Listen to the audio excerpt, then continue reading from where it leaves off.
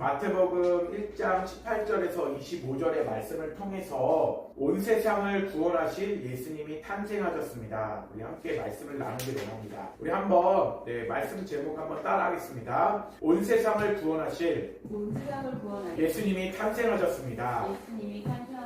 오늘 마태복음 1장 18절 25절 말씀에 보면요, 예수님이 이 땅 가운데 왜 오셨는지에 대한 부분들을 다시 한번 우리에게 확인시켜주고 있습니다. 여러분, 예수님께서 어떻게 마리아가 남편과 동거하기 전에 성령으로 잉태되실 수 있었을까요? 이 사실이 이해되지 않으면요, 우리 신앙은 한 발자국도 앞으로 나갈 수가 없어요. 우리 수민이 예수님이 마리아 몸에서 성령으로 잉태됐다는 게 믿어지나요? 정자와 난자가 맞는 것이 아니라 성령으로 잉태돼서 예수님이 잉태가 되었대요. 창조가 믿어지지 않으면 예수님께서 성령으로 잉태되신 사건과 우리를 위해서 십자가에 달려 죽으시고 부활하신 사건 또한 믿어지지 않게 됩니다. 여러분, 우리가 믿을 때는요, 하나님께서 태초에 천지를 창조하심이 믿어져야 돼요. 그 사건이 믿어지면 성령님이 하나님의 사역을 감당하시면서 동정녀 마리아 처녀의 몸에 성령으로 예수님을 탄생할 수 있도록 하실 수 있는 분이라는 걸 우리가 믿어지게 됩니다. 우주 만물을 창조하셨는데 처녀의 몸에 성령님이 인간을 창조하실 수 없다라고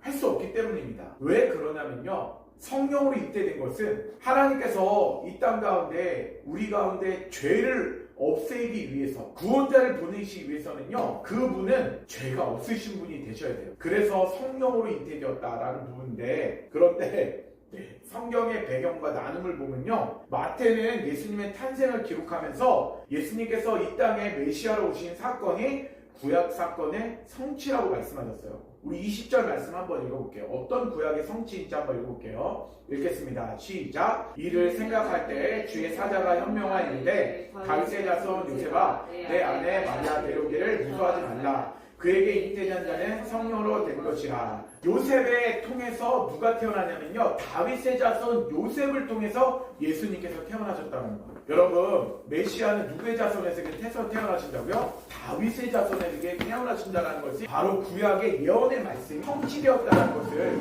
깨닫게 해주십니다. 그렇다면 온 세상을 구원하실 예수님이 왜 탄생하셨는지 우리 나눠보는데요, 우리 첫 번째 말씀 같이 한번 읽어보도록 하겠습니다. 읽겠습니다. 시작. 예수님께서는 마리아의 몸에서 성령으로 잉태되어 이 땅에 태어나셨습니다. 예수님은 누구의 몸에서 태어나셨다고요? 마리아의 몸에서 성령으로 태어나셨대요.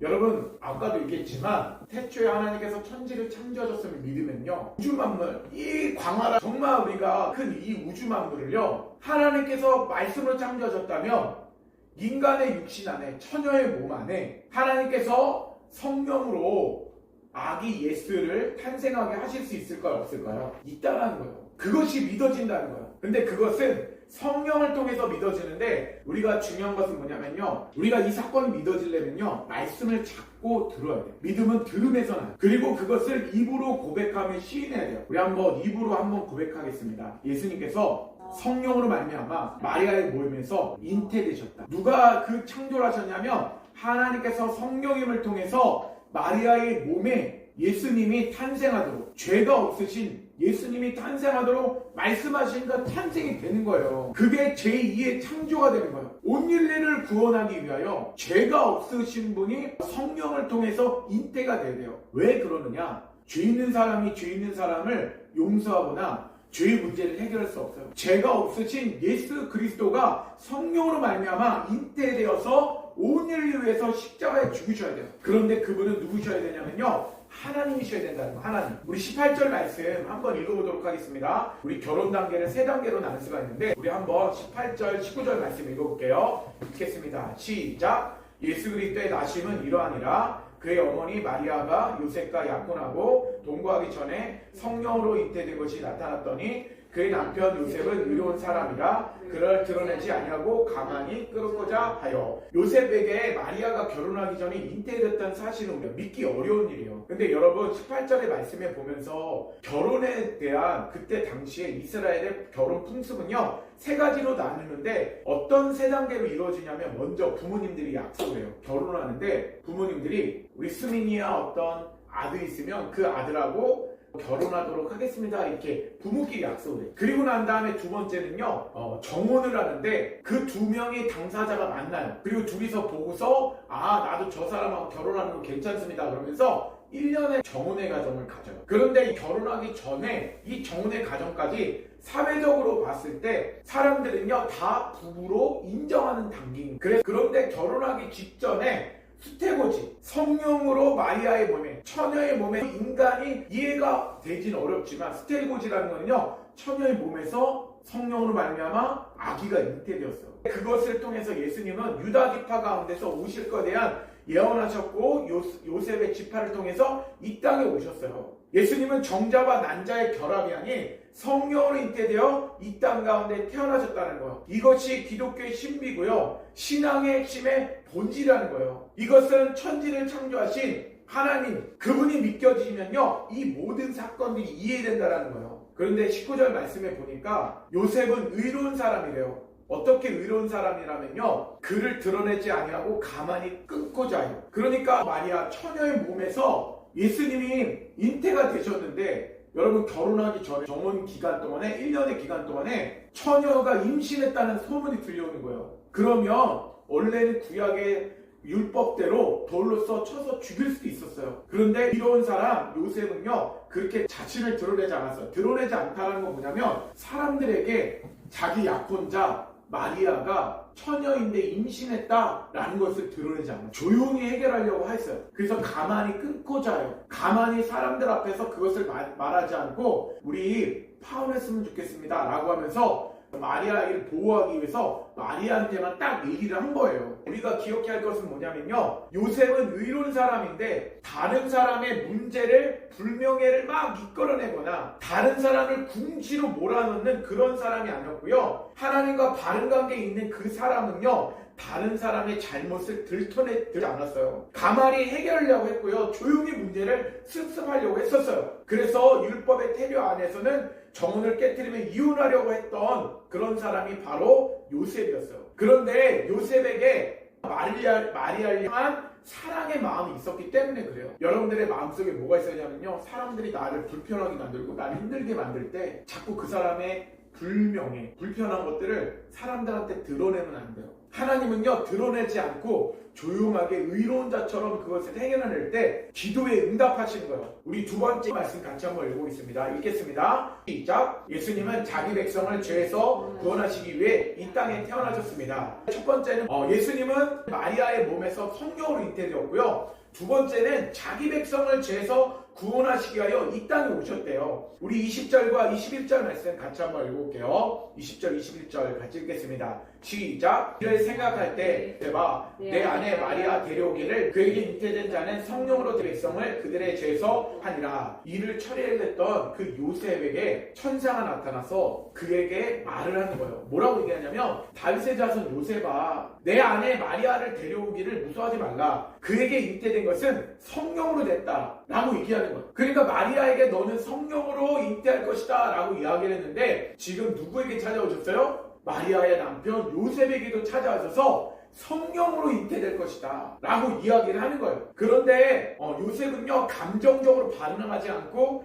성령께서 말씀하실 수 있는 시간과 공간을요 하나님께 내어드렸어요. 요셉은 기도로 마리아를 용서했고요. 그 시간을 조용하게 보냈을 때 그때 다윗의 자손 요셉에게 주의 사자가 나타나서 마리아를 데려오기를 두려워하지 말라 말하며 그 아이가 성령으로 잉태됐다는 것을 말씀하고 있는 거예요. 여러분 우리의 갈등은요 언제 해결되냐면 우리의 문제가 해결될 때는 하나님의 음성을 듣기 전까지는 계속돼요. 주의 천사가 하나님을 대신하여 나타났을 때 하나님의 음성을 듣는 순간에 갈등은 끝나요. 하나님 앞에 기도할 때 사람들의 불명예를 드러내지 않고 사람들의 잘못을 드러내지 않고 나의 환경 가운데 어려움을 드러내지 않고 하나님 앞에 간절히 매달려서 기도하는 이로운 사람 이렇게 하나님 앞에 기도하기 시작하잖아요. 그럼 우리 문제, 삶의 문제, 갈등은 해결되기 시작해요. 언제? 하나님의 말씀이 들리고 하나님의 말씀에 순종이 시작되기 시작하는 겁니다. 여러분 이것을 잘 기억하기 바랍니다. 그런데 여러분 21절 말씀에 보니까 아들을 낳으리니 이름을 예수라라 하고 있어요. 예수님 무슨 뜻일까요? 예수님은 무슨 뜻이라고 딱 나죠? 우리 한번 따라하겠습니다. 가슴에 손을 얹고 그가 큰 목소리로 그가 자기 백성을 그들의 죄에서 구원할 자이심이니라. 여러분 여기서 우리가 기억해야 돼요. 예수님은 온 인류의 모든 백성, 우리까지도 포함해서 우리 가족까지도 포함해서요 자기 백성들의 죄에서 구원할 자인 거예요. 죄에서 구원할 자이시다. 여러분 예수님은 어떤 뜻이냐면요 무슨 뜻이라고요? 자기 백성을 그들의 죄에서 구원할 자이다 라는 뜻이에요. 예수님이 이 땅에 오신 목적은요 자기 백성 아담과 그리고 자범죄를 통해서 죄를 지어 타락한 인간, 죄로 무뎌진 인간, 자기가 죄인인 것을 인정하지 못하는 인간에게 죄의 문제를 해결하고 구원받도록 이 땅 가운데 오셨다는 거예요. 여러분 오늘날 우리의 사회가 이렇게 풍요로워져도고요 간음도 있고 강도도 있고 사기와 같은 죄가 가득해요. 그리고 사이 자녀들의 사이에 갈등도 있고 부부 사이에도 갈등이 있어요. 왜 이런 갈등이 이렇게 심하게 드러날까요? 그 원인은 죄 때문에. 죄 때문에 사람들은요 서로 갈등해요. 근데 하나님이 아닌 자신이 주인이 되려는 죄, 자신의 욕심과 뜻과 힘으로 살아가려는 죄 때문에 갈등이 있다는 거예요. 그래서 예수님께서 이 땅에 오시지 않으면요 이 죄의 문제는 해결할 수가 없어요. 그래서 예수라는 이름은 죄에서 구원할 자이심이라. 구원자는 오직 예수 그리스도밖에 없습니다. 우리의 죄를 해결할 수 있는 하나님께서는요 인간의 역사 속으로 직접 들어오셔서 우리의 죄의 문제를 해결하기 위하여 이 땅 가운데 오셨어요.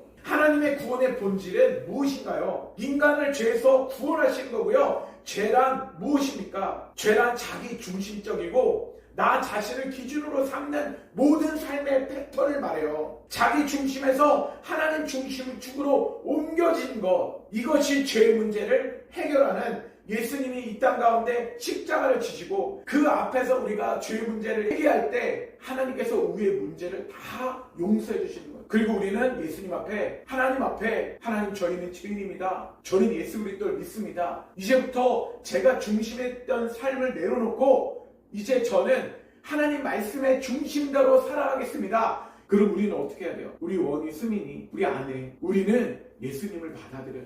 예수님이 나의 죄를 문제를 해결하기 위하여 성령으로 잉태되셨고 나의 죄의 문제를 해결하기 위하여 이 땅 가운데 태어나셨구나 라는 부분을 우리가 인정해야 됩니다. 우리 세 번째 한번 읽어보도록 하겠습니다. 마지막 세 번째 한번 마치겠습니다. 읽겠습니다. 시작. 예수님은 우리와 함께 계시기 위해 구약의 예언대로 이 땅에 오셨습니다. 우리 22절과 23절 말씀 같이 한번 읽어볼게요. 22절, 23절 읽어보겠습니다.